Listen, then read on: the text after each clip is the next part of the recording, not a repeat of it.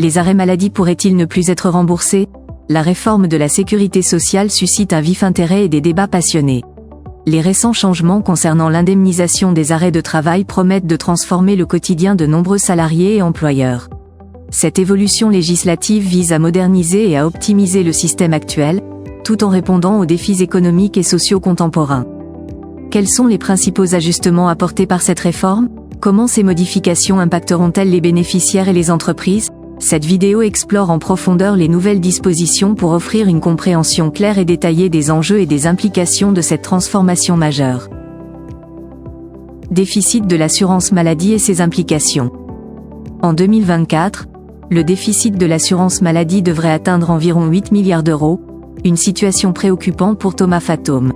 Cette augmentation du déficit est principalement due à la hausse continue des dépenses de santé, exacerbée par le vieillissement de la population et les coûts croissants des innovations médicales.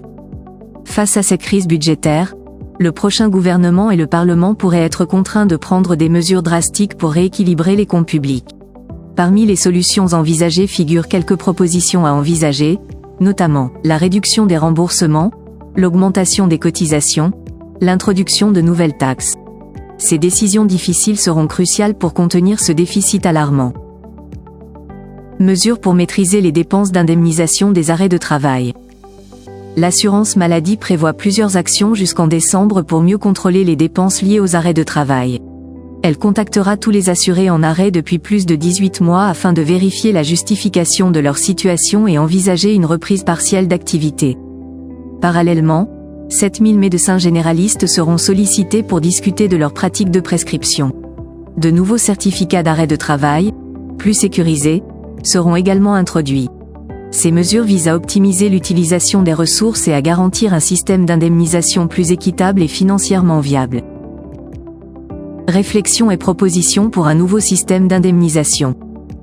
Thomas Fatome, directeur général de l'assurance maladie, appelle à une refonte du système d'indemnisation des arrêts de travail pour le rendre plus équitable et financièrement soutenable. Actuellement, les inégalités sont flagrantes, certains salariés sont moins bien couverts faute d'ancienneté suffisante, tandis que les jours de carence sont souvent pris en charge dans les grandes entreprises, mais pas dans les petites.